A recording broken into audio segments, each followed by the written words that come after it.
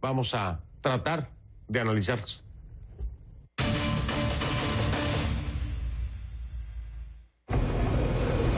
Le doy la bienvenida, comenzando por las damas, a una gran amiga en la Ciudad de México, Ana María Salazar, especialista en temas de seguridad, abogada y exasesora para las Américas del presidente Bill Clinton, y en Washington, Juan Carlos Hidalgo, analista del Instituto Cato y experto en relaciones internacionales, los dos poderosos, los dos amigos de Conclusiones, los dos bienvenidos. Buenas noches.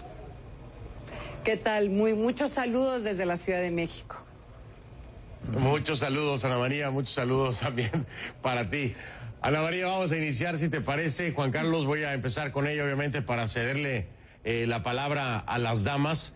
En temas que son sumamente complejos de concluir, y en este 2015 seguramente no lo habrá. Voy a empezar con Brasil, voy a empezar con Dilma Rousseff, voy a empezar preguntándole a Ana María Salazar, independientemente del tema económico, tu proyección en un proceso que hoy pone a la presidenta de Brasil en la tablita, en un posible impeachment, en donde, bueno, todavía queda un camino por recorrer desde el punto de vista legal, y en donde dicen algunos que no tiene el fundamento suficiente, al menos eso dicen los defensores. Viendo hacia 2016, porque ya no concluimos en este 2015, ¿qué le apuntas a Dilma Rousseff desde tu perspectiva allá en Brasil? Mira, todo depende de cómo se perciba, más allá de las pruebas que pueda haber en contra de la presidenta. Yo creo que sí hay un movimiento social muy fuerte en contra del gobierno de Brasil por varias razones, no solamente por la política económica que está impactando de una forma terrible los bolsillos de los brasileños, sino va a haber muchos cuestionamientos el año que entra de cómo se están organizando las Olimpiadas y los costos que se está incurriendo por parte del gobierno de Brasil para llevarlos a cabo.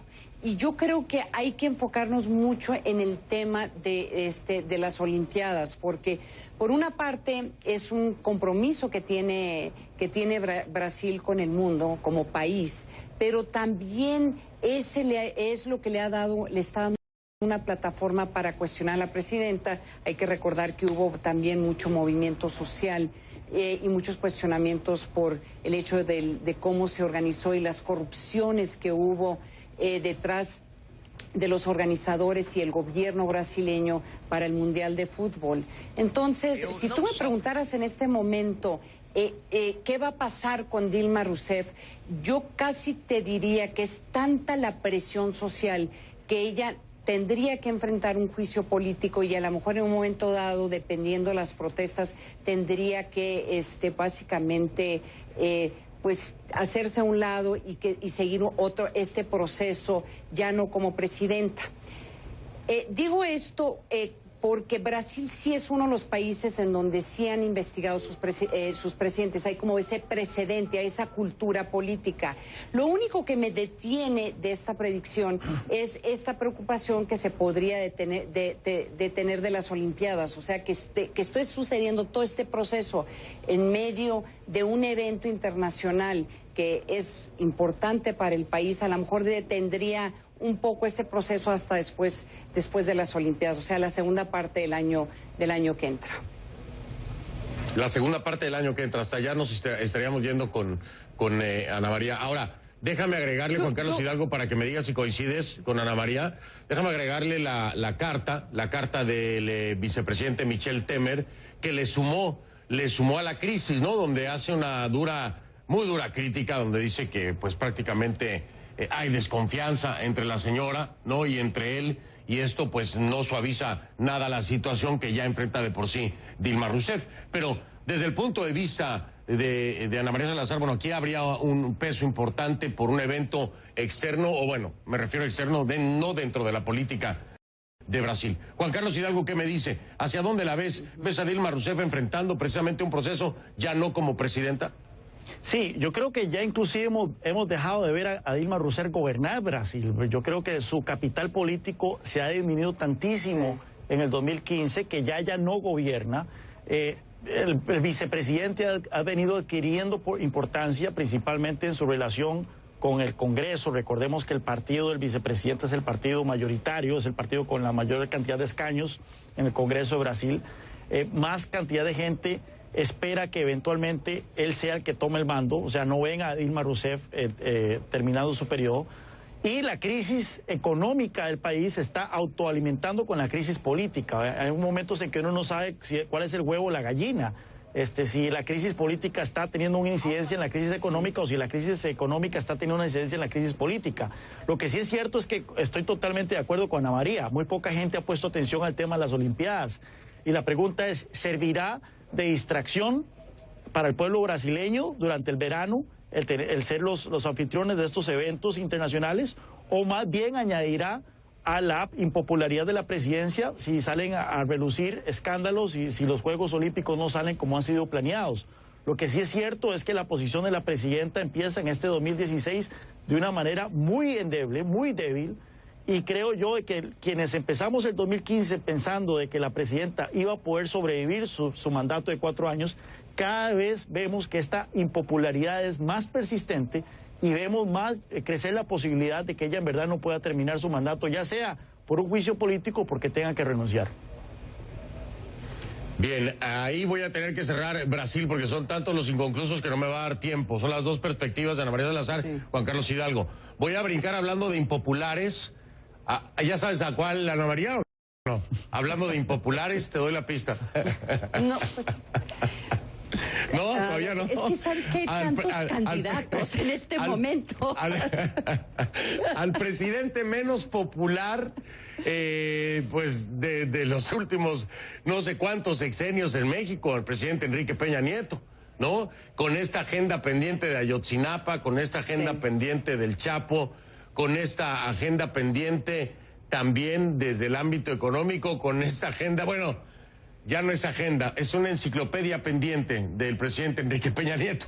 Pero, ¿dónde lo ves el año que entra? Una leve recuperación en su popularidad, pero lo sigue teniendo por debajo de Zedillo, debajo del expresidente Zedillo, que era como que el más peorcito. ¿Hacia dónde lo ves? Mira, yo creo que la impopularidad del presidente Peña Nieto en este momento se reduce a una palabra, bueno, a dos: falta de credibilidad. El presidente, hay que recordarle al auditorio que cuando el presidente Peña Nieto inició su mandato como presidente hace 3 años, entró con un gran apoyo de la comunidad internacional. Tú te puedes acordar de esa famosa portada en donde sale el presidente y dice Saving Mexico, de la revista Time. De la revista Time, ¿no? En donde había grandes expectativas, sí, de la revista Time, donde había grandes expectativas del cambio en México. Y hay que decirlo, Fernando, y a veces se nos olvida, este presidente, para bien o para mal, ha sido un presidente en donde ya ha habido 28 reformas constitucionales, 6 o 7, depende cómo lo evalúes, reformas estructurales, o sea, reformas que uno no se hubiera imaginado, empezando con la reforma educativa, la reforma energética y también la muy impopular reforma fiscal. Entonces tenía todo para poder ser un presidente del cambio, con todos los problemas que eso conlleva, porque cuando hay tantas reformas también pues vas a tener muchos críticos. Pero el gran pendiente, no solamente el presidente Peña Nieto, que ha reducido enormemente su credibilidad y su popularidad, es el tema de la corrupción. Ese fue una de las grandes promesas de su campaña política, en donde iba a proponer toda una estrategia para poder combatir la corrupción, y él cayó en un escándalo. Él, su esposa, la primera dama, el secretario de Hacienda, el doctor Luis Videgaray, y en tratar de resolverlo, básicamente pues creó no solamente más cuestionamientos, sino también están pendientes muchas investigaciones de algunas de las empresas que podrían considerarse cercanas al gobierno, y sobre todo el cuestionamiento que hay de la clase política mexicana, en donde pues simple y llanamente el gran pendiente de este año y de las últimas 2 o 3 décadas es el tema del combate a la corrupción. Sucede, Fernando y Juan Pablo, no sé qué piensan ustedes, en un año en donde el tema de corrupción sí empieza a vislumbrarse como un tema, no voy a decir de solución, pero por lo menos de cuestionamiento señalamiento político. Acabamos de hablar de la presidenta Dilma Rousseff, hablemos de lo que pasó en Guatemala y el ejemplo que nos puso para el resto del hemisferio, en donde básicamente un presidente, un ex militar,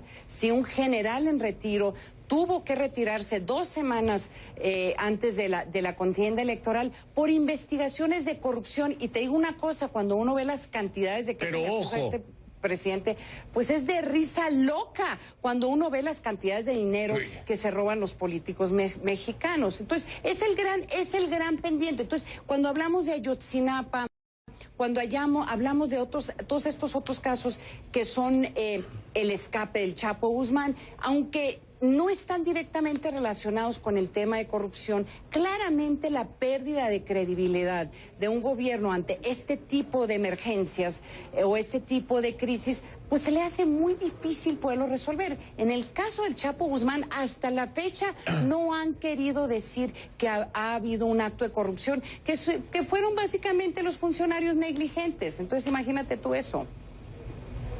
Pues es que no hay que decirlo. Además, ojo, que con lo de Guatemala, y ahora voy con Juan Carlos y algo para escucharlo, pero con lo de Guatemala, ni siquiera fueron las propias autoridades la gran diferencia con el resto de esa enfermedad latinoamericana que es la corrupción, ni siquiera fueron las autoridades del país, es decir, fue la CICIG, que es una comisión, ¿no?, que no tiene que ver con la estructura de justicia del país, cosa que no hay en Brasil, cosa que no hay en México, cosa que estaban pidiendo en Honduras, es decir, allá hay un factor completamente diferente que es el que sobresale, diría yo, de todo esto. Si hubiera un organismo independiente, una comisión independiente en un México, por ejemplo, a lo mejor el presidente Enrique Peña Nieto ya no sería el presidente Enrique Peña Nieto, te lo digo, después de la investigación de la Casa Blanca, después de haber nombrado él mismo a la persona que lo iba a investigar en aras de la transparencia, que resultó ser parte de su mismo equipo. Es decir, aquí no es nada más el presunto acto de corrupción, sino el procedimiento el que le resta más credibilidad a una de las cosas, y negarlo pues tampoco sirve de nada. Juan Carlos Hidalgo, adelante. Yo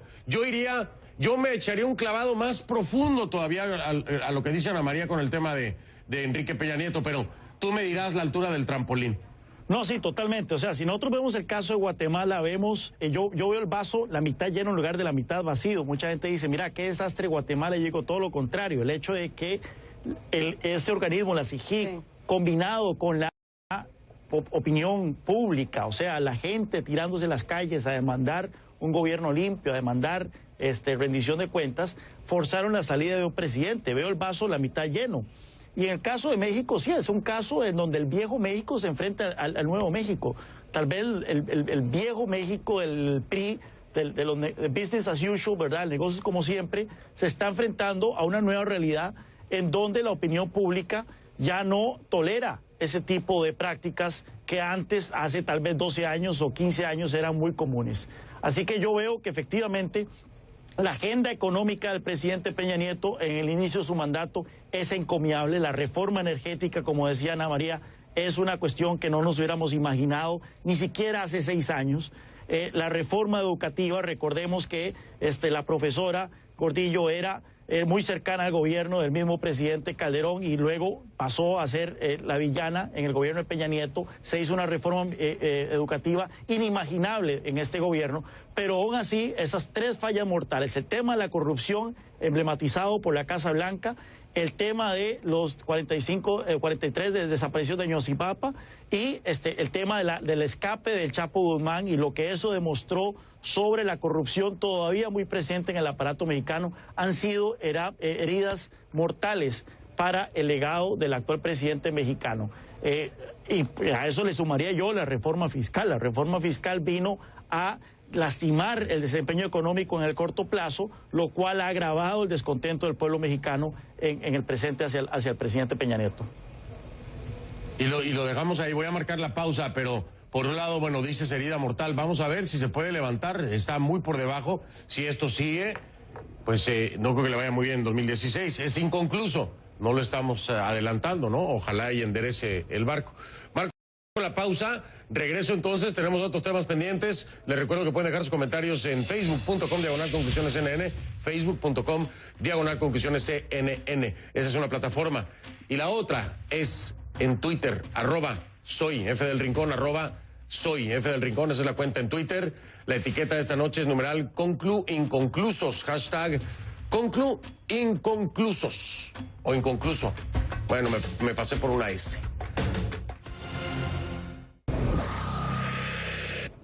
De regreso con Ana María Salazar, especialista en temas de seguridad, abogada y exasesora para las Américas del presidente Bill Clinton, y en Washington, Juan Carlos Hidalgo, analista del Instituto Cato y experto en relaciones internacionales. Voy de lleno con el tema Colombia, y ahora no es que sea descortés, pero le doy la palabra a Juan Carlos Hidalgo porque arrancamos el primer segmento con Ana María allá en la Ciudad de México. Juan Carlos, jugándose el todo por el todo, habrá la voz del pueblo será escuchada, habrá referendo, tendrán que validar, decir sí o decir no a lo que se ha venido hablando en La Habana durante tanto tiempo, el tema de la justicia transicional. ¿Dónde proyectas? Porque una cosa es lo que ha vendido el gobierno del presidente Santos, lo que han vendido las FARC en estos acuerdos, en estas pláticas, en estos diálogos, y otra cosa es la que está recibiendo o percibiendo el pueblo colombiano, que no todos, hay que decirlo, no todos lo perciben bien. Te escucho, Juan Carlos. Fernando, eso que decís es muy importante, porque a nivel internacional se ha presentado un escenario de inevitabilidad sobre el proceso de paz, es decir, que estamos en un proceso de no retorno, de que va a haber un acuerdo de paz, de que se va a firmar un acuerdo de paz y que el pueblo colombiano va a ratificar este proceso de paz, lo cual no es necesariamente el caso. Todavía hay ciertos desacuerdos que no son peccata minuta. Por ejemplo, las FARC todavía no aceptan la idea de un plebiscito para ratificar los acuerdos de paz. Las FARC están demandando que haya un proceso constituyente, que haya toda una constituyente, así como en el año 91, para incorporar los acuerdos dentro de la Constitución colombiana, lo cual el gobierno colombiano está descartando. En fin, son no pequeños detalles los que están de por medio. Lo que sí es cierto es de que el pueblo colombiano no sabemos qué va a opinar sobre la idea de darle esta justicia transicional que se ha planteado a los miembros de la FARC, que es que los líderes no van a someterse a periodos de prisión por sus crímenes, van a ser, van a ponerse en ciertas circunstancias espaciales con cierta reclusión, pero no necesariamente es un periodo de cárcel, y no van a servir ningún tipo de pena penitenciaria para después poder optar para poder optar por política electoral, para poder aspirar a puestos de poder. El presidente Santos siempre ha dicho de que él quiere la mayor cantidad de justicia posible para poder adquirir la paz, y es cierto, en todos los procesos de paz, eventualmente los dos lados tienen que tragarse una píldora, ¿verdad?, amarga, y en este caso la pregunta es ¿qué tanto está dispuesto el pueblo colombiano a tragarse la píldora de saber de que esta gente que ha cometido crímenes contra la humanidad, secuestro, violaciones, tráfico de niños, etcétera, no vayan a someterse a penas de cárcel, sí o no, que van a someterse a este régimen especial y van a poder eventualmente aspirar a procesos, procesos de elecciones? Así que la pregunta es si el pueblo colombiano eventualmente en un plebiscito va a apoyar esto. El presidente Santos está jugando, por supuesto, su legado. Él ha dicho incluso en entrevistas de que él estaría dispuesto a renunciar si el pueblo colombiano no apoya este proceso de paz. Así que es un todo por un todo, tanto para el presidente Santos como para las FARC de cara al 2016. Ojo que también aquí hay que agregarle un tema sumamente controvertido, porque ya lo mencionabas tú. Aquí hay quienes cometieron crímenes de lesa humanidad, pero al mismo tiempo el presidente Santos ha dicho no serán extraditables. Es decir, aquí se va a manejar todo de acuerdo a esta justicia transicional que nosotros definimos, que arreglamos con las FARC, y aunque haya un crimen de lesa humanidad, aquí no va a haber una extradición para ninguno de ellos. Desde la perspectiva internacional, ¿cómo crees que se ha tomado esto, Ana María? Y bueno, más aún cuando estamos hablando de países como Estados Unidos, que tendrían muchos intereses de extraditar a varios integrantes de las FARC, empezando por alias Timochenko.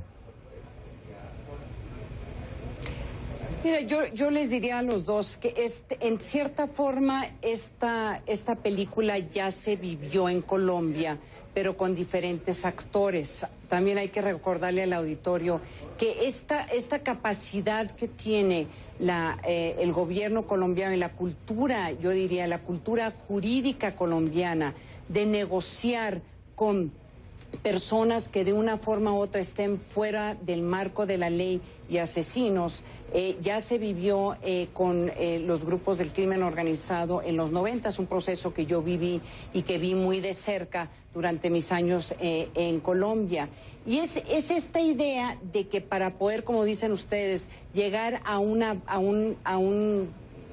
mediación o a una conciliación social, pues algo tiene que sacrificarse por ambos lados. Entonces, esta idea que también en su momento se dijo que no se iba a extraditar a ciertos líderes de los cárteles colombianos si se entregaban o por lo menos entraban a un proceso judicial, también sucedió en Colombia en su momento, y cuando estos rompen con los acuerdos, pues ustedes recordarán cómo se extraditó a Estados Unidos los líderes del cártel de Cali, se extraditó el líder paramilitar Berna, el famoso Berna, don Berna, en donde de la misma forma se usa la extradición con Estados Unidos como una herramienta para poder presionar a estos grupos altamente violentos para que se sometan a la justicia. Entonces, no sorprende que esté esta propuesta sobre la mesa, y yo te diría que creo que más allá del acuerdo, ya sea que sea un referéndum,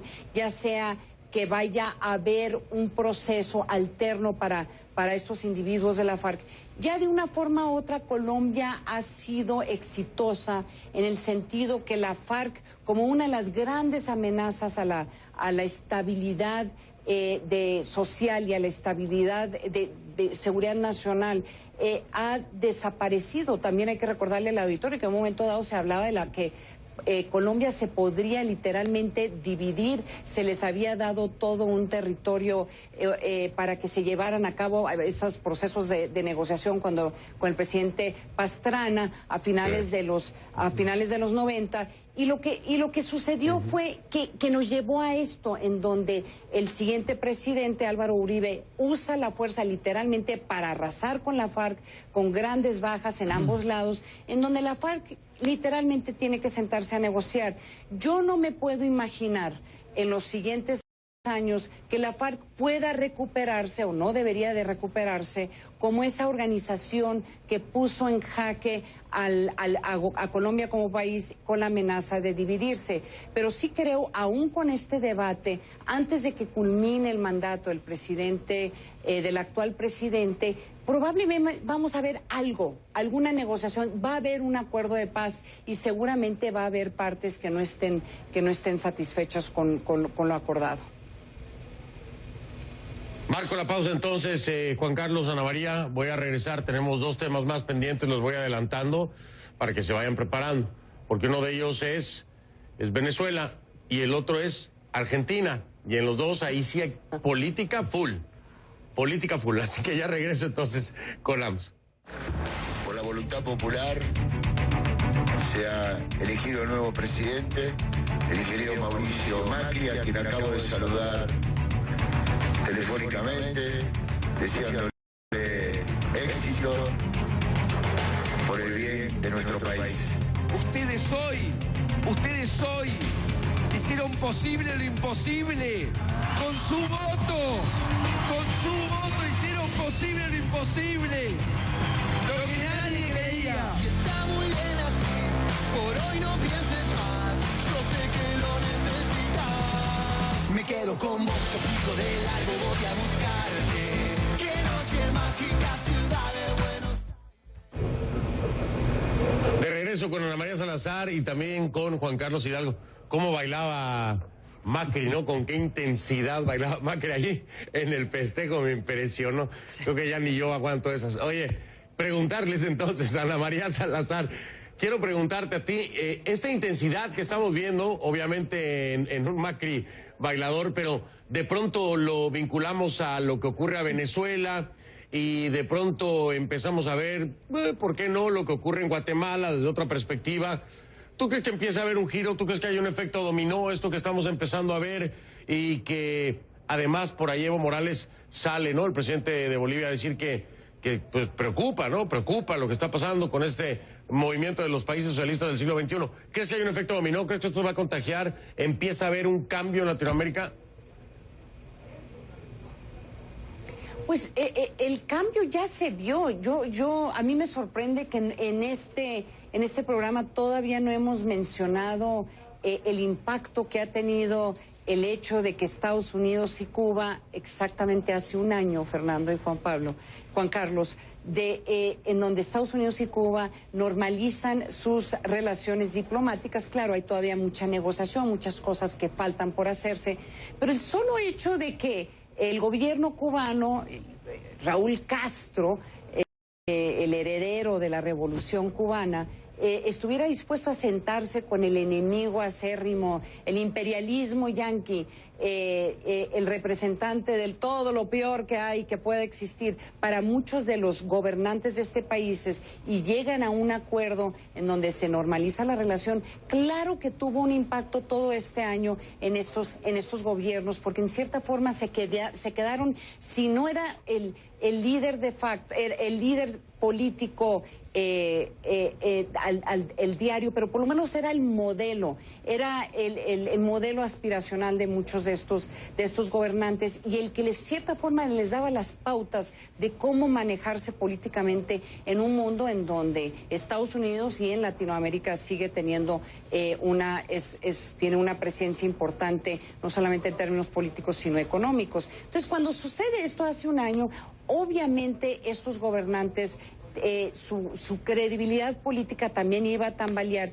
Yo creo que lo sorprendente de lo que vimos con Mauricio Macri, que cuando él dice que nadie pensó que esto iba a suceder, yo creo que tenía razón. Hubo muchas dudas, iba a estar dispuesto a ceder Cristina Kirchner el poder y su partido, y hasta qué punto estaban dispuestos a hacer travesuras políticas para quedarse en el poder. Y lo mismo lo que sucedió en Venezuela, lo que uno nunca pensó, pero sale el presidente Maduro a reconocer que tuvieron esta estrepitosa derrota en estas elecciones intermedias o elecciones legislativas. Entonces, sí hay un cambio. Yo creo que para el 2016 lo más interesante en estos dos países va a ser, en el caso de Argentina, qué tanto podrá hacer Macri en términos de poder hacer las reformas que parecería que requiere Argentina en este momento.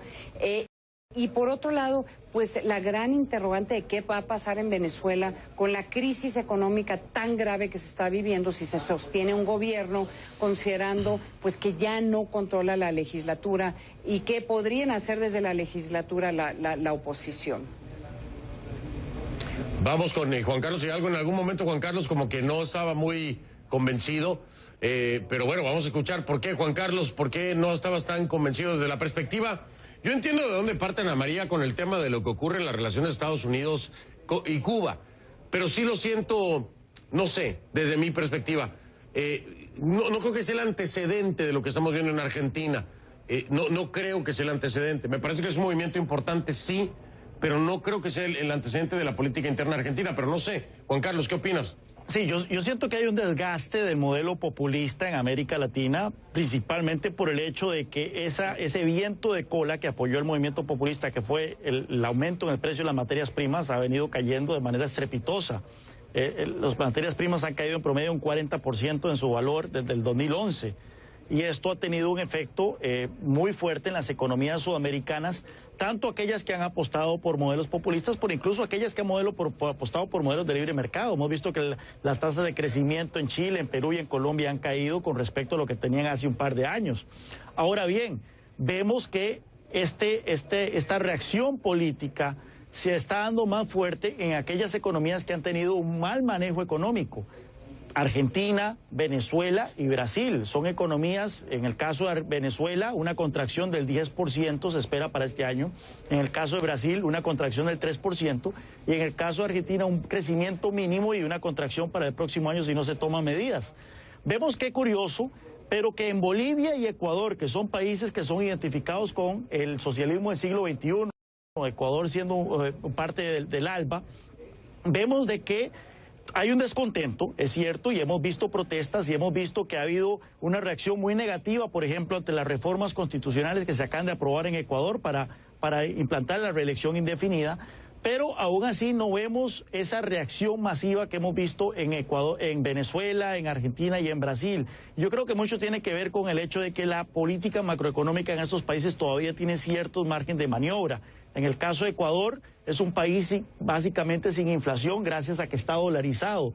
En el caso de Bolivia, vemos las tasas de inflación y son tasas de inflación muy bajas comparado con los otros países del socialismo del siglo XXI. La política monetaria sigue siendo la válvula de descontento popular. Venezuela con una inflación de 3 dígitos, Argentina con una inflación del 25-28%, Brasil con una inflación que ya está alcanzando el 10%. Esto es lo que eventualmente dispara el descontento popular, altos niveles de inflación y las medidas que usualmente estos gobiernos toman para enfrentar la inflación, que son controles cambiarios, controles de moneda, controles de precios que generan escasez y que generan todo tipo de políticas contraproducentes. Así que yo creo que el caso de Argentina y Venezuela, Brasil son casos muy especiales, parten por el pésimo manejo de la política económica y es por eso que en estos países es donde estamos viendo la mayor reacción contra este modelo de centroizquierda, izquierdista, populista que ha dominado la política latinoamericana en los últimos 10, 15 años. Y ojo que en el caso concreto de Argentina con Macri, a Macri le va a tocar lidiar no solamente con algunas travesuras, como decía Ana María, que ya está haciendo Cristina Fernández, porque hizo travesuras ya en cuanto a gastos, y eso va a complicarle más. Además tiene la Asamblea en contra. Juan Carlos, ¿qué ibas a decir? Sí, Fernando, si nosotros vemos el mensaje de Macri, por ejemplo, durante la campaña, no fue muy explícito sobre reformas. Es más, el gobierno ganó el llamado relato. El relato era de que ciertas políticas como los subsidios, las nacionalizaciones, etcétera, fueron positivas para la economía argentina. El gobierno ganó ese relato. En donde Macri fue más explícito sobre la necesidad de reforma y fue más abierto sobre decir vamos a hacer cambios inmediatos fue en materia monetaria. Eliminar el cepo cambiario el primer día, eliminar los controles de tipo de cambio, converger las tasas cambiarias en una sola. Y es curioso, por ejemplo, entonces que efectivamente el tema monetario, el tema de la política monetaria sigue siendo el tema que más impacto tiene sobre la calidad de vida de las personas. Voy a marcar la pausa, voy a regresar porque yo no sé si ustedes estén de acuerdo. Sí. Perdona María, ya nos desarrollamos después de la pausa, si te parece. Para que entremos en Venezuela, porque yo no sé si ustedes estén de acuerdo, pero al menos, mientras el presidente fallecido Hugo Chávez estuvo al frente del país, fue el eje de ese movimiento, ¿no? Era el impulsor, era pues visto como el líder de todos estos países del socialismo del siglo XXI, pero ahora no está, y ahora ya ni siquiera tendrán una asamblea. Y yo les quiero preguntar, ¿qué piensan? ¿Podrá el presidente Nicolás Maduro coexistir con una asamblea opositora? ¿La desconocerán de alguna forma? ¿O este es el acabose del madurismo? Que ojo, no es lo mismo que el chavismo para muchos. Me dicen ustedes qué pronostican, para dónde lo ven el 2016, porque este es definitivamente un inconcluso. Regreso con Ana María Salazar y Juan Carlos Hidalgo después de la pausa. Como siempre, sus comentarios bienvenidos a facebook.com/conclusionescnn, facebook.com/conclusionescnn. Esa es la página. Muchas gracias, súmense. Nos da mucho gusto tenerlos en la comunidad, ahí donde está la manita con el dedo hacia arriba. De regreso con Ana María Salazar y con Juan Carlos Hidalgo. Nos quedan 4 minutos, señores. Les aviso, por favor, ayúdenme, no ser así. Ana María Salazar, ¿hacia dónde va Venezuela con una asamblea opositora? ¿Maduro va a ir en el camino correcto? ¿Van a poder coexistir? ¿Dónde lo ves? Yo creo que no van a poder coexistir. Creo que va a incrementar la fricción política en Venezuela, especialmente cuando uno considera lo que está pasando con el precio del petróleo, del barril de petróleo, y cómo eso va a impactar aún más la economía de ese país. También creo que van a salir afectados otros países que dependen de esos subsidios venezolanos, varios países caribeños, centroamericanos, y en donde esta fricción o este encontronazo podría ser desde pedir un juicio político en contra del presidente Maduro que podría crear literalmente una guerra civil, o a sistemáticamente estar tratando de pasar legislación, aprobar legislación para empezar a desbaratar todas estas políticas económicas de este gobierno. Pero yo creo que Venezuela enfrenta un año muy, muy difícil en el 2016. Uno más sería entonces. Juan Carlos Hidalgo, adelante, te escuchamos. Sí, en 17 años el chavismo nunca ha tenido que negociar con la oposición. Vemos un escenario inédito en donde la oposición va a tener 2/3, o sea, va a tener una mayoría calificada absoluta en el Congreso, lo cual le da poderes muy grandes. Pero yo no veo a Nicolás Maduro desempolvar los textos de Montesquieu y ver las virtudes de la separación de poderes. Vamos a ver un choque tremendo entre el Ejecutivo y el Legislativo, y entre el Poder Judicial y el Legislativo. La Constitución venezolana le da la capacidad al presidente de pedirle a la Corte Constitucional revisar la constitucionalidad de las leyes antes de ser aprobadas. Entonces podemos ver efectivamente en la Asamblea Nacional pasar una gran cantidad de legislación para tan solo verla ser declarada inconstitucional por el Tribunal Supremo de Justicia antes de poder entrar en vigencia. Así que hay un escenario para la confrontación, y la pregunta es con qué actitud va a llegar la oposición. ¿Va a llegar con una actitud muy agresiva o va a llegar tratando de probar las aguas antes de saber si el presidente Maduro va a adoptar una actitud confrontativa o no? Ciertamente vamos a tener un escenario muy interesante en Venezuela para este 2016. Sí, y volátil también, como lo decía Ana María Salazar, las cosas que pueden ocurrir. Es muy volátil. Oigan, Ana María Salazar y Juan Carlos Hidalgo, les mando un abrazo, feliz Navidad, feliz 2016, que estén más frecuentemente en conclusiones, que Ana María y yo ya no discutamos como el día de hoy y que la pasen maravillosamente. De verdad que se les aprecia, son de los favoritos y consentidos de conclusiones. Muchas gracias, Fernando, igualmente. Oye, Fernando, yo aspiro en cada programa a hacerte alguna maldad. Eso es lo que yo pienso hacer en el 2016. Alguna travesura. Te mando muchos abrazos y ha sido un honor participar contigo. El honor siempre es nuestro, de verdad, tenerlos a los dos, ya sabes que se les aprecia mucho. Y Ana María, tú sabes que yo soy feliz con esas travesuras que me hacen todos los programas. Muchísimas gracias por eso y que sean más en este 2016. Un abrazo, señores. Muchas gracias. Nos quedamos inconclusos. Hasta luego. Abrazo.